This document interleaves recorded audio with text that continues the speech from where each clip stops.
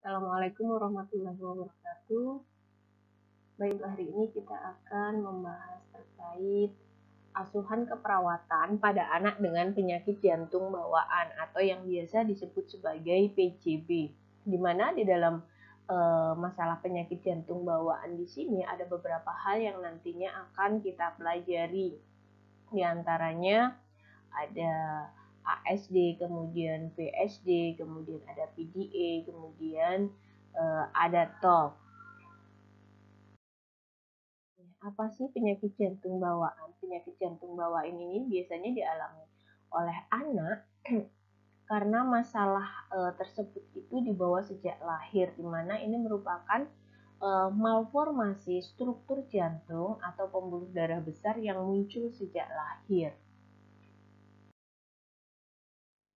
Terdapat beberapa faktor yang bisa menyebabkan terjadinya masalah penyakit jantung bawaan.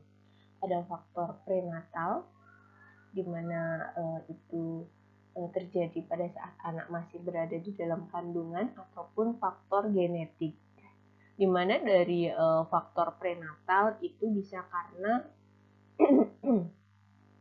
ibu yang mengandung anak tersebut itu memiliki penyakit infeksi rubella, ataupun ibu mungkin sebelumnya mengkonsumsi alkoholisme. Ibu yang usianya itu lebih dari 40 tahun ya, karena ini beresiko. Kemudian ibu yang menderita penyakit DM dan kemudian dia memerlukan insulin dalam jangka panjang. Ataupun ibu yang hamil tersebut meminum obat-obatan ataupun jamu-jamu seperti jamu penenang. Sedangkan untuk faktor genetik itu sendiri, itu anak yang lahir yang sebelumnya mungkin menderita PJB, yang kemudian ibu tersebut hamil lagi, dan kemudian anak yang lahir juga sama. Selain itu, kemungkinan dari si ibu atau keluarga-keluarga sebelumnya itu memiliki kelainan kromosom seperti Down syndrome. Ini gambaran Down syndrome ya. Ciri khasnya itu tampak banget dari mukanya.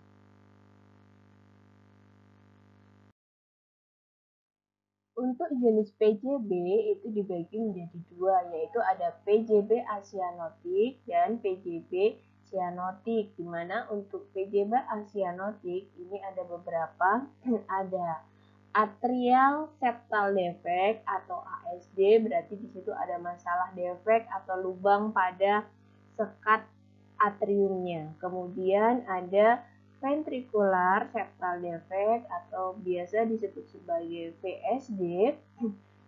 Masalah yang terjadi di situ ada defek atau lubang pada sekat ventrikelnya, sehingga antara ventrikel kanan dan ventrikel kiri itu ada lubang sehingga darah bersih dan darah kotor itu bisa bercampur. Kemudian ada PDA atau patent ductus arteriosus. Di sini ada masalah di arterinya ya. Kemudian ada pulmonal stenosis. Kemudian yang selanjutnya itu ada coarctio of the aorta. Sedangkan untuk PJB cyanotik ini ada tetralogy of Fallot atau disebut sebagai TOF. Kemudian ada transposition of the greater artery atau TGA. Dimana nanti kita akan membahas satu persatu, akan tetapi tidak semuanya kita bahas di sini ya. Yang pertama kita bahas yaitu terkait ASD atau atrial septal defect. Apa sih ASD? ASD itu suatu defek pada septum atrium yang menyebabkan aliran darah antara atrium kanan dan atrium kiri itu bercampur. Jadi silakan diingat kembali gambaran anatomi jantung ya, di mana letak defek atau lubang yang terjadi pada ASD. Jadi seharusnya sekat antara atrium kanan dan atrium kiri ini harusnya tidak ada lubang di sini, sehingga apabila tidak ada lubang, darah kotor dan darah bersih Darah kotor itu di rek atrium atau atrium kanan ya, sedangkan darah bersih itu ada di LA atau atrium kiri. Akan tetapi karena adanya defek atau lubang sehingga darah kotor dan darah bersih ini akan bercampur. Itu yang dimaksud sebagai ASD. Ini gambaran atrial septal defect atau ASD, di mana ini gambaran jantung normal atau aliran darah pada jantung normal, di mana kita ulas kembali bahwasannya darah dari vena cava superior dan vena cava inferior itu akan masuk ke rek atrium atau atrium kanan, dan kemudian dari atrium kanan darah akan dipompakan melalui katup tikus fit itu ke ventrikel kiri, yang kemudian dari ventrikel kiri darah akan dipompakan ke pulmonary artery melalui pulmonary valve, yang kemudian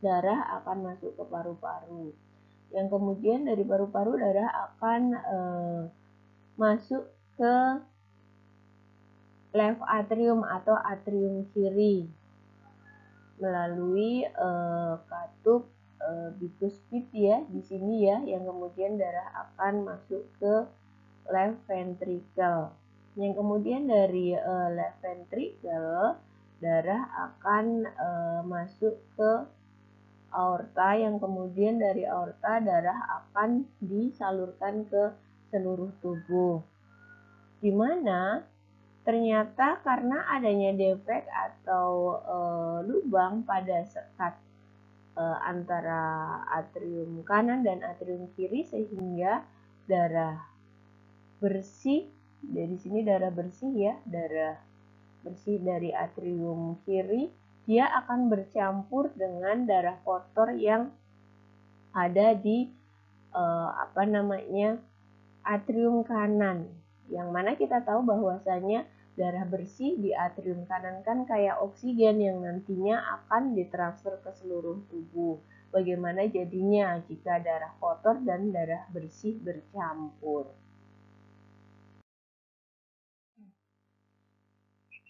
Ini untuk gambaran tipe ASD ya. Ada ostium premium ASD 1, yaitu defek yang terjadi di bawah atau di akhir septum. Seperti ini berarti ya. Di bawah ataupun di akhir septum. Ini gambaran ostium primum, di mana di sini dapat dihubungkan dengan kelainan katup mitral. Sedangkan ostium secundum ini defek yang terjadi dekat pertengahan septum. Ini gambarannya di sini.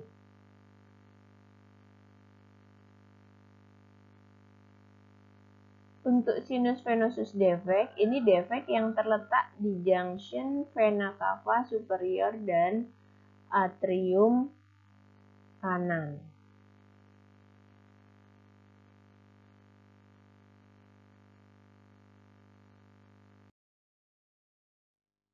Yang selanjutnya, bagaimana patofisiologi dari pasien dengan ASD, di mana pasien dengan ASD di sini mereka itu memiliki beban pada sisi kanan jantung. Tadi karena ada masalah defek ya, yang mana di sini mengakibatkan pirau dari atrium kiri ke atrium kanan. Untuk hasil foto rongsennya, tampak atrium kanan dan ventrikel kanan itu membesar. Pulmonalisnya itu menonjol dan vaskularisasi parunya akan meningkat. Sedangkan untuk gambaran EKG-nya ini menunjukkan sumbuki RS-nya itu normal atau berdefisiasi ke kanan. Dan terdapat incomplete right bundle branch block yang ditandai oleh pola RSR di hantaran V1 ya, disertai hipertrofi dari ventrikel kanannya. Defek septum atrium ini biasanya asimptomatik pada saat kita periksa ya, atau pada saat kita auskultasi, bunyi jantung satunya itu akan normal ataupun mengeras, dan untuk bunyi jantung duanya itu terdengar split. Bagaimana etiologi dari ASD? ASD ini merupakan penyakit kongenital atau penyakit yang dibawa sejak lahir ya, di mana ini terjadi apabila ada kesalahan dalam jumlah absorb atau proliferasi jaringan selama perkembangan embrio pada minggu keempat di sini sampai dengan minggu ke-6 kehamilan. Maka akibatnya terjadilah defek atau lubang tersebut, yaitu antara atrium kanan dan atrium kiri. Apa komplikasi yang kemungkinan terjadi pada ASD karena ada kebocoran atau lubang antara sekat di atrium kanan dan atrium kiri? Yang akan terjadi adalah gagal jantung nantinya. Untuk penata laksanaannya, ini ada dua. Biasanya dilakukan tindakan operasi dan tanpa operasi. Untuk tindakan operasi, ini dengan penutupan defek atau lubang tersebut ya, dengan menggunakan Dacron pad. Selain itu, perbaikan dengan melalui mesin jantung paru atau CPB. Sedangkan tanpa operasi, ini penutupannya menggunakan alat khusus melalui prosedur kateterisasi yang disebut dengan atrial septal defect. Jadi prosedur kateterisasi itu biasanya menggunakan alat, di mana alat tersebut itu biasanya dimasukkan lewat arteri di bagian lipatan paha situ ya. Yang selanjutnya ini ada VSD atau ventricular septal defect. VSD ini merupakan suatu keadaan di mana terdapat lubang atau defek yang abnormal. Abnormal berarti nggak normal ya di sini pada sekat yang memisahkan antara ventrikel kanan dan ventrikel kiri. Hampir sama seperti ASD tadi, akan tetapi di sini letak lubangnya itu yang harusnya memisahkan antara ventrikel. Ini gambaran untuk jantung normal. Seperti tadi kita ketahui bahwasannya darah itu masuk melalui superior vena cava dan inferior vena cava, kemudian masuk ke right atrium melalui katup tricuspid di sini ya, darah akan didorong masuk ke right ventricle, kemudian dari right ventricle melalui pulmonary valve darah akan masuk ke paru. Paru nanti darah akan dibersihkan, yang kemudian darah akan masuk lagi melalui pulmonary vein dari paru ya. Di sini darah akan dipompakan ke left atrium atau atrium kiri. Melalui apa? Melalui sekat mitral atau mitral valve. Atup mitral ya. Yang kemudian dari left atrium darah akan dipompakan ke left ventricle atau ventricle kiri, yang kemudian darah melalui katup aorta atau aortic valve darah akan masuk ke ke aorta, yang kemudian dari aorta darah akan dipompakan ke seluruh tubuh ya, akan digunakan oleh tubuh nantinya sampai dengan ujung-ujung perifer. Terus masalahnya apa pada VSD? Masalah pada VSD tadi di sini di jantung normal tampak bahwasannya antara right ventricle dan left ventricle ini ada sekat, di mana sekat tersebut itu menutup. Akan tetapi pada masalah VSD sekat tersebut itu terbuka, ada lubangnya, sehingga darah bersih dari left ventricle akan masuk ke atau bercampur ke right ventricle, sehingga terkontaminasi yang aturan darah bersih di sini di left ventricle sudah kayak oksigenasi, cari-cari makanan dan lain sebagainya, bercampur ke darah kotor.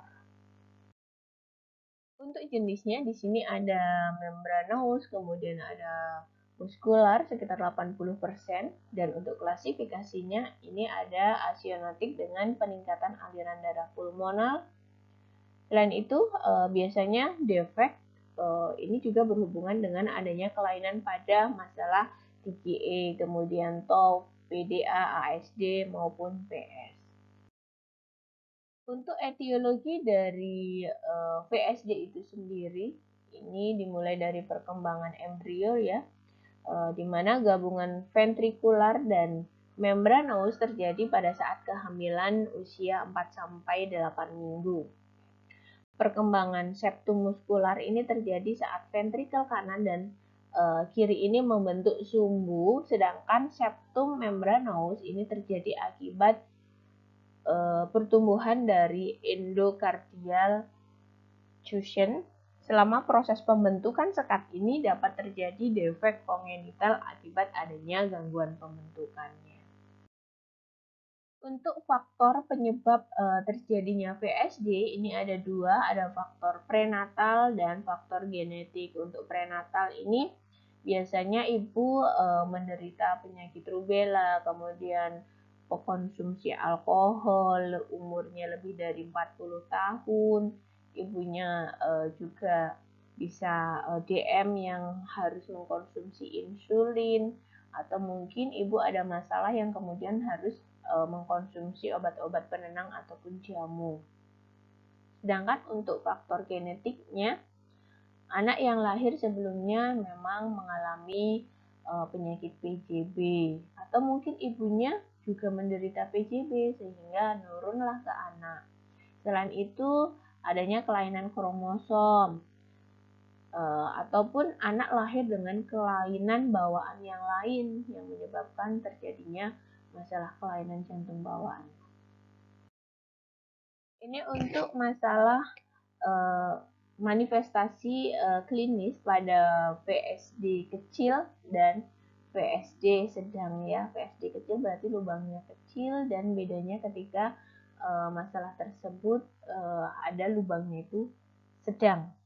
Pada VSD kecil ini biasanya anak tidak memperlihatkan keluhan, sedangkan pada VSD besar, pada pasien besar ini terjadi penonjolan dada. Dadanya itu sedikit menonjolnya di sini.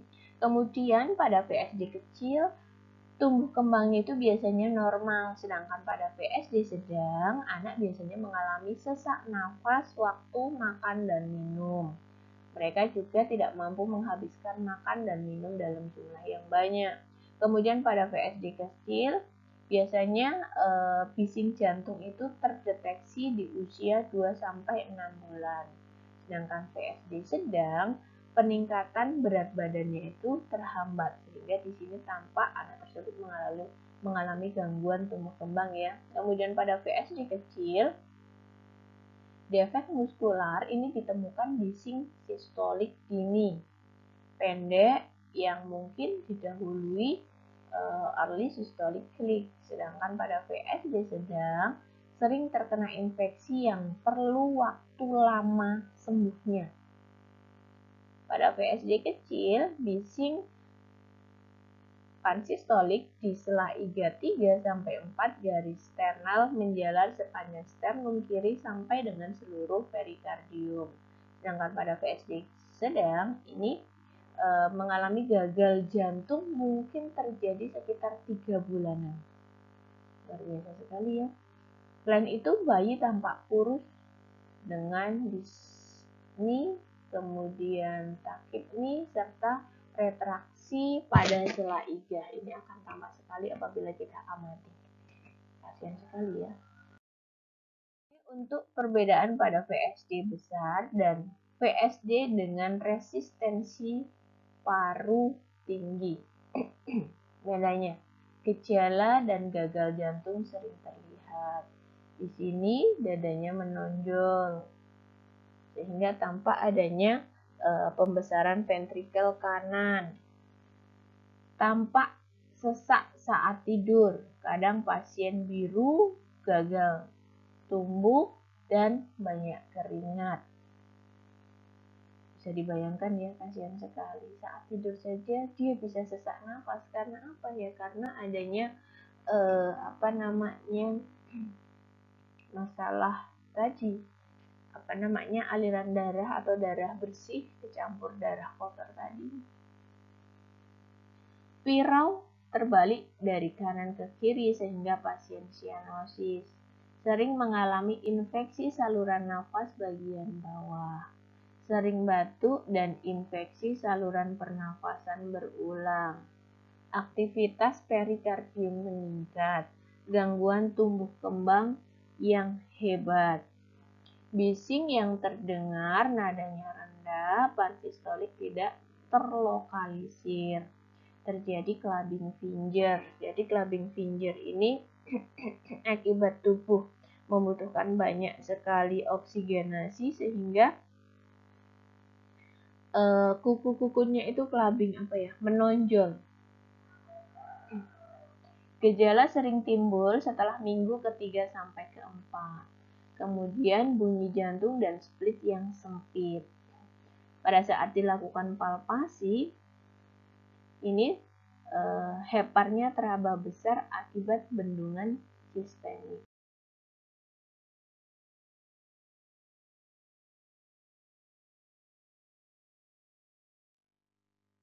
Yang selanjutnya adalah pemeriksaan penunjang dari EKG.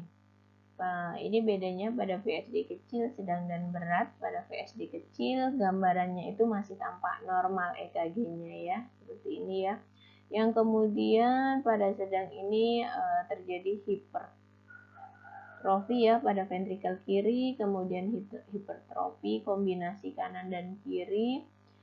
Yang selanjutnya GLS sedikit di hantaran perikardial, kemudian tampak hipertrofi ventrikel kanan, deviasi aksis kanan di sini, kemudian peningkatan gelombang R di V5 dan V6, kemudian pada PSD sedang terjadi peningkatan tekanan arteri pulmonal dan deviasi aksis ke kiri.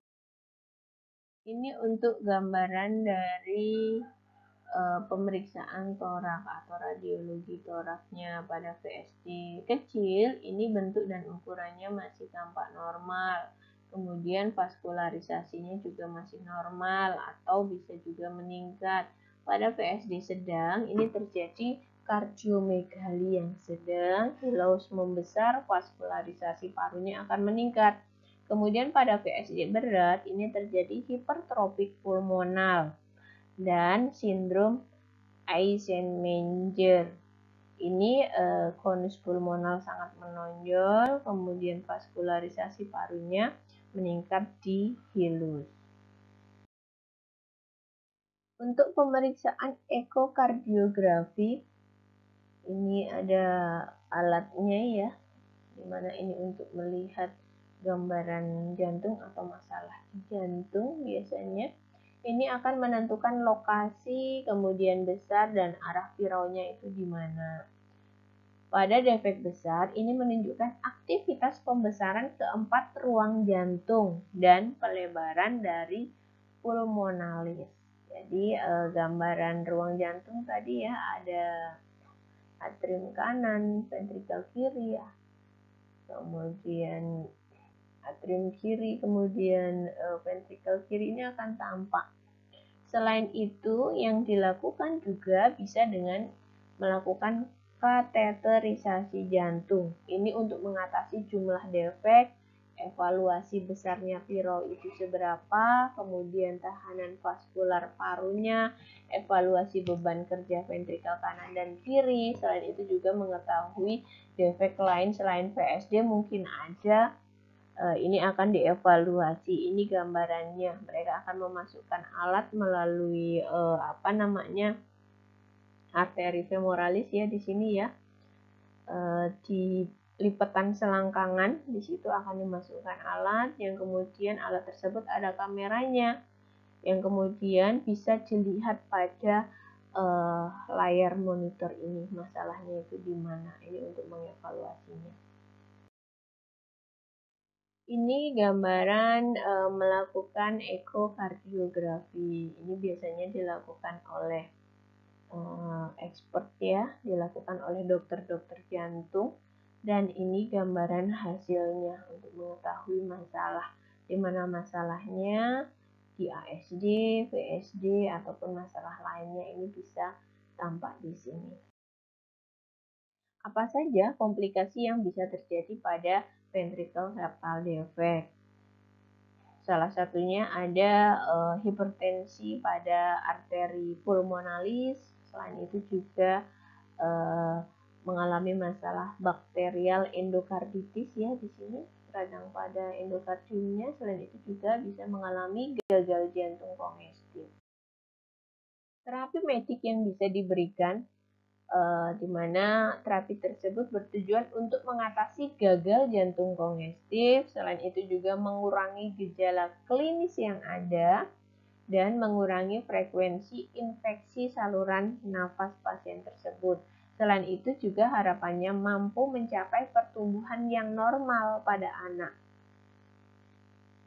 Untuk jenis pengobatan yang bisa dilakukan, ini pengobatan konservatif.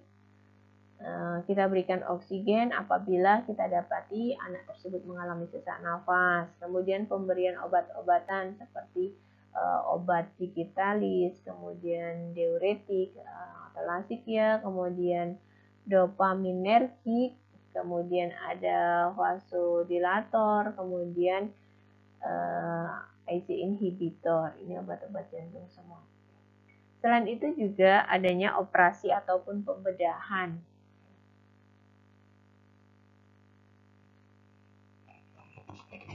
Pada VSD di sini ketika ada defek ya akan dilakukan penutupan pada lubang tersebut. Apabila lubangnya kecil maka akan dijahit langsung, dan apabila lubangnya besar ini menggunakan tambalan dapron biar sekatnya itu tertutup sehingga darah bersih dan darah kotor itu tidak bercampur kembali. Selanjutnya ada PDA atau patent ductus arteriosus. Pada PDA ini terjadi adanya pembuluh darah yang menghubungkan antara aorta dan arteri pulmonal. Tadi kita sudah tahu bahwasannya darah pada aorta ini merupakan darah bersih, darah kayak oksigenasi yang nantinya akan disalurkan ke seluruh tubuh untuk mencukupi kebutuhannya. Sedangkan darah pada arteri pulmonal di sini merupakan darah kotor yang nantinya akan dipompakan ke paru yang kemudian akan dibersihkan. Akan tetapi karena ada PDA atau patent ductus arteriosus, ada lubang di sini yang memisahkan antara aorta dan arteri pulmonal, maka darah bersih dan darah kotor di sini akan bercampur. Ductus arteriosus ini normal pada bayi dalam kandungan karena satu hal, maka pembuluh darah ini tidak menutup secara sempurna setelah bayi lahir. Akan tetapi nantinya akan menutup ya pada saat dewasa. Untuk masalah gangguan hemodinamik yang akan terjadi, di mana di sini kita tahu bahwasanya darah dari aorta yang bertekanan tinggi akan mengalir ke arteri pulmonalis, sehingga di sini akan bercampur. Kalau bercampur bersih dan kotor kan jadi nggak bersih lagi. Apabila nggak bersih yang kemudian masuk ke seluruh tubuh, berarti apa yang dibutuhkan tubuh itu semuanya tidak tercukupi. Untuk manifestasi klinis pada PDA ini biasanya terjadi bising kontinu yang kasar di daerah pinggir sternum kiri atas. Kemudian tekanan nadinya melebar, terjadi takikardia, berarti di sini nadinya lebih dari normal, lebih dari 100 kali per menit, kemudian terjadi kardiomegali. Sedangkan untuk komplikasi yang terjadi pada PDA ini bisa mengalami gagal jantung, kemudian endokarditis, kemudian juga bisa mengalami terjadi hipertensi pulmonal. Ini gambaran endokarditis, radang pada endokardiumnya.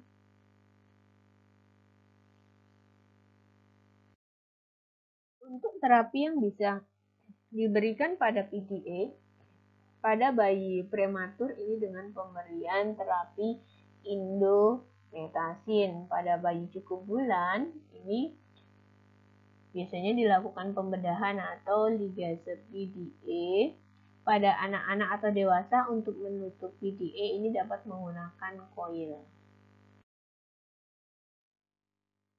Untuk gambaran PDA di sini ya, tadi tampak adanya lubang antara aorta dan arteri pulmonalis, dimana harusnya di sini kan nggak boleh ada lubang.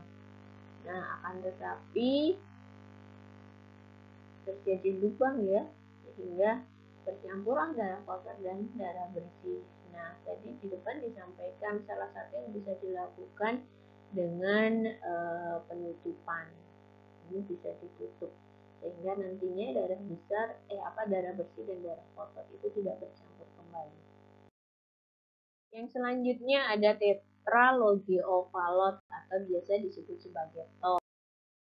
TOV ini merupakan penyakit jantung bawaan sianotik yang terdiri dari 4 kelainan khas.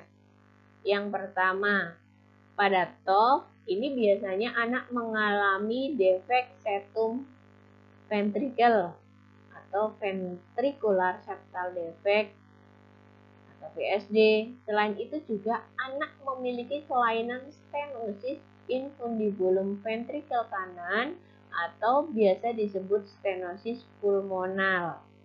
Selain itu juga anak mengalami hipertrofi ventricle kanan dan mengalami overreading aorta.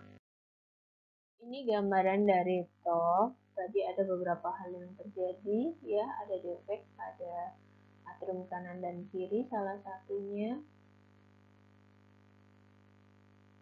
Selain itu juga adanya stenosis pulmonal tadi ya, sehingga menyebabkan right ventricular itu mengalami outflow obstruction yang seharusnya arteri pulmonal ini bisa menghantarkan darah ke paru, tetapi karena terjadi stenosis atau pengerasan pada arterinya sehingga dia tidak mampu menyalurkan darah dengan baik.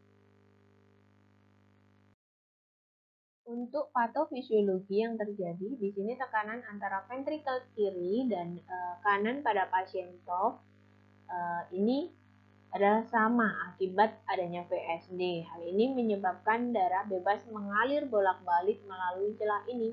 Berarti bercampur ya darah bersih dan kotor tadi.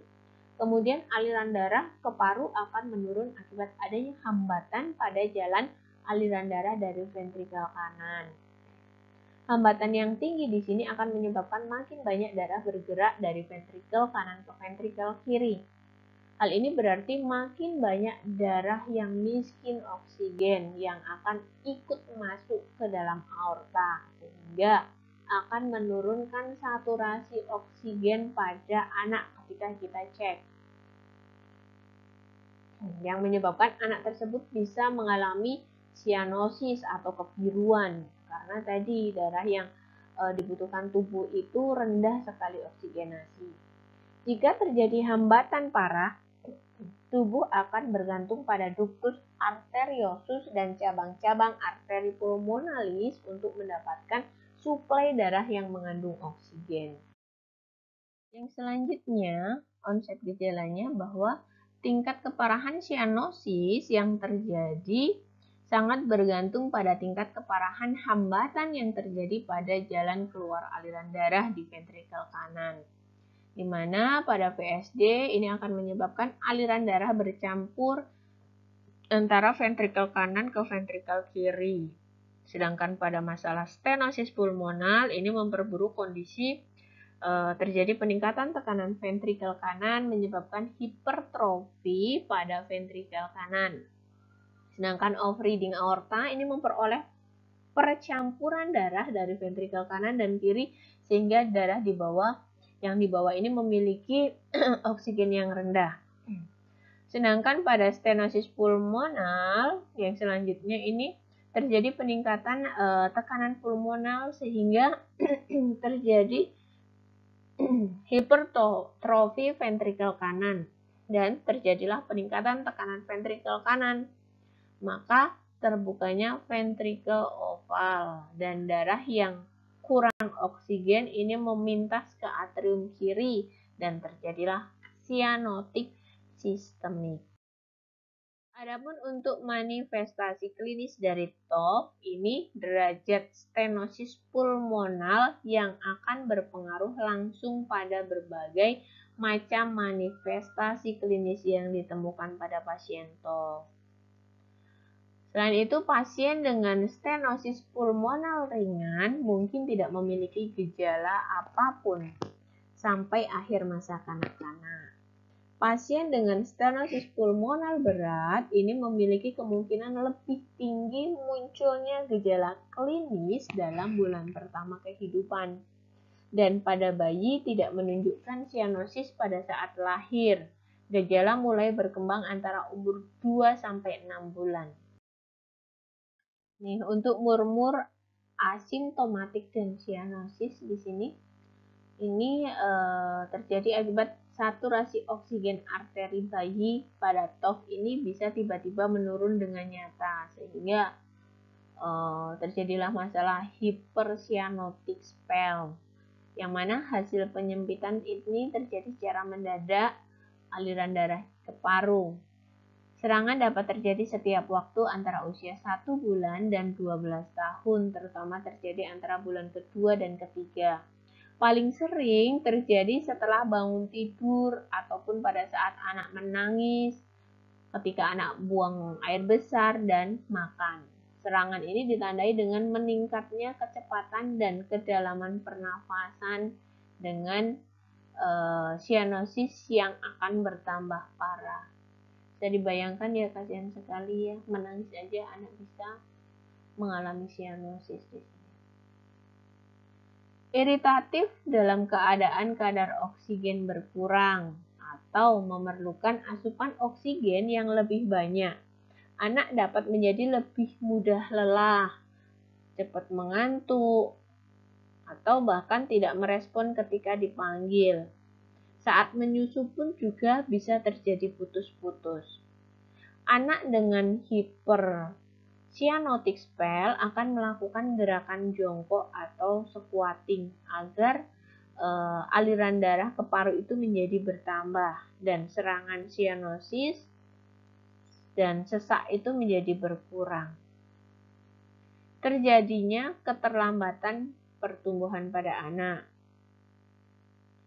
Selain itu juga berat badan, ukuran tubuh anak pun akan menjadi kurus yang tidak sesuai dengan usianya. Untuk pemeriksaan penunjang yang bisa dilakukan, yaitu pemeriksaan laboratorium darah dapat dijumpai dengan peningkatan jumlah eritrosit dan hematokrit yang sesuai dengan desaturasi dan stenosis pada masalah jantung tersebut. Kemudian pemeriksaan oksimetri dan analisis gas darah arteri ini mendapatkan saturasi oksigen yang bervariasi, SpO2-nya ya, biasanya rendah ya.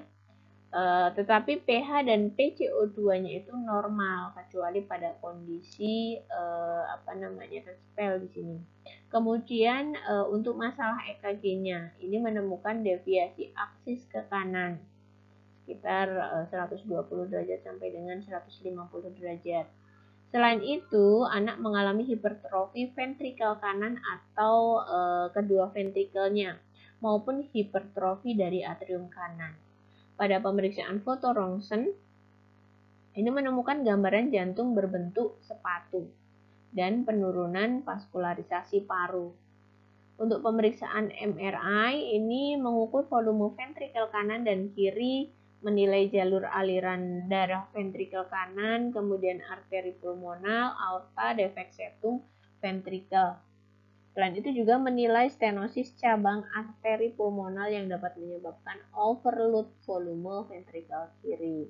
Dan pada keadaan atau pada pemeriksaan ECG ini biasanya terjadi pembesaran ventrikel kanan. Kemudian ada defek pada septum ventrikelnya, kemudian overreading aorta, dan obstruksi dari saluran ventrikel kanan, di mana ini dapat ditampilkan secara jelas. Untuk komplikasi dari TOF, ini bisa mengalami gagal jantung, kemudian polisitemia, kemudian endokarditis maupun abses pada cerebri. Adapun untuk penata laksanaan medis, ini bisa dilakukan dengan pemberian prostaglandin 0,2 mikro ya. Kemudian bisa dilakukan dengan operasi, yaitu untuk meningkatkan sirkulasi arteri pulmonal. Adapun jenis operasinya yaitu operasi paliatif dengan membuat sambungan antara aorta dengan arteri pulmonal, dan operasi koreksi ini menutup defek septum ventrikel, reseksi area stenosis infundibulum, dan menghilangkan obstruksi aliran darah ventrikel kanan. Selain itu, oksigenasi ini mengurangi vasokonstriksi perifer paru, juga meningkatkan oksigenasi ke parunya. Pemberian morfin sulfat sekitar 0,1 sampai 0,2 mg ini untuk menekan pusat pernafasan di sistem syaraf pusat, mengurangi hiperpnea, menurunkan venous return system, dan mengurangi spasme dari infundibulum. Selanjutnya adalah asuhan keperawatan yang bisa dilakukan. Untuk anamnesa, yang pertama kita lakukan adalah kita kaji dari riwayat pasien terlebih dahulu, yaitu riwayat keluarga yang mempunyai penyakit jantung bawaan, mungkin dari orang tuanya ataupun saudara kandungnya, kemudian kontak dengan unsur teratogen yang sudah dikenal, misalnya seperti saat hamil ibu menderita rubella. Selain itu juga kelainan kromosom, mungkin ada keluarganya yang sindrom. Kemudian buruknya pertambahan berat badan atau perilaku saat makan. Sering terjadi infeksi pernafasan, kemudian bising jantung, kesulitan bernafas seperti dyspnea, tachypnea, kemudian sesak nafas, kemudian mengalami sianosis sebelumnya, ataupun intoleransi aktivitas terhadap olahraga ataupun keletihan. Selanjutnya dilakukan pemeriksaan fisik, yaitu kita lihat status gizinya, apakah mengalami gagal tumbuh, kemudian kita cek bagaimana berat badannya, apakah menurun, warna kulitnya kita lihat, ada sianotik, pucat tidak, kemudian deformitas dari toraknya, kemudian pulsasi dari lehernya kita bisa lihat, adanya kesulitan bernafas, anak sesak nafas atau tidak, kemudian jari tabuh. Jari tabuh itu seperti clumping finger seperti itu ya. Jadi kukunya itu menggembung, kemudian dada menentukan besar jantungnya, apakah terjadi pembesaran, abdomennya ada hepatomegali dan splenomegali, denyut nadi perifernya, bagaimana frekuensinya, kemudian regularitasnya, dan frekuensi jantungnya ada takikardi, bradikardi, iramanya teratur atau tidak, dan suara jantungnya kita lihat bagaimana suaranya jelas atau tidak, kemudian ada bising jantung, suara jantung tambahan, itu akan kita lihat di pemeriksaan fisik. Adapun untuk diagnosa keperawatan yang seringkali muncul pada pasien-pasien dengan PJP, yaitu ada pola nafas tidak efektif, hubungan dengan hiperventilasi, kemudian gangguan pertukaran gas berhubungan dengan ketidakseimbangan ventilasi, Kemudian perfusi cardiac output, ketidakseimbangan nutrisi kurang dari kebutuhan, kemudian risiko dari keterlambatan perkembangan, intoleransi aktivitas, risiko ketidakefektifan perfusi jaringan cerebral, dan risiko penurunan perfusi jaringan jantung. Nursing outcome yang bisa kita targetkan yaitu ada status respirasi, kemudian status respirasi di dalamnya itu ada pertukaran gas, kemudian tanda-tanda vital, kemudian ada keefektifan pompa jantung, status sirkulasi, TTV, kemudian status nutrisinya, asupan nutriennya seperti apa, kemudian perkembangan anak, kemudian toleransi aktivitas, keefektifan pompa jantung, dan status kardiopulmonal. Selain itu juga ada perfusi jaringan, yaitu kita lihat perfusi jaringan cerebralnya, kemudian status neurologis, keefektifan pompa jantung, serta status sirkulasinya. Itu akan kita lihat. Untuk nursing outcome, nursing intervention yang bisa kita berikan, yang pertama apabila pasien mengalami sesak, berarti di sini kita bisa memberikan terapi oksigen. Yang mana kita juga harus mampu memonitoring pernafasannya, saturasi oksigennya seperti apa, kemudian monitoring TTV, kemudian perawatan jantungnya. Kita lihat juga nih regulasi hemodinamiknya bagaimana apabila pasien terpasang monitor ya, itu akan tampak di situ. Kemudian manajemen nutrisi, peningkatan perkembangan anaknya itu seperti apa. Kemudian manajemen energi, cardiac care-nya itu juga kita berikan. Manajemen tekanan intrakranial, monitoring neurologis, itu juga bisa kita berikan. Asuhan keperawatan yang selanjutnya yaitu membantu keluarga untuk menyesuaikan diri dengan penyakit yang diderita anak. Jadi keluarga harus sabar, mampu menerima kondisi dengan baik. Selain itu juga memberikan penyuluhan kepada keluarga tentang penyakit anak, karena banyak keluarga yang belum paham. Membantu keluarga mengatasi dampak dari penyakitnya, itu bisa kita ajari. Mempersiapkan anak dan keluarga dalam menghadapi pembedahan atau saat operasi ya, ini kita juga harus sampaikan agar mereka mampu menerima dengan baik. Selain itu juga melaksanakan perawatan pasca bedah dengan mengobservasi tanda-tanda vital, mempertahankan status pernafasan, memantau cairan, memberikan istirahat, serta aktivitas progresif. Selain itu juga perancangan pulang dan perawatan di rumah setelah operasi. Ini juga harus kita sampaikan kepada keluarga, karena anak apabila sudah kembali ke rumah, yang akan merawat orang terdekatnya adalah keluarga. Alhamdulillah untuk kegiatan hari ini sudah selesai. Saya akhiri. Assalamualaikum warahmatullahi wabarakatuh.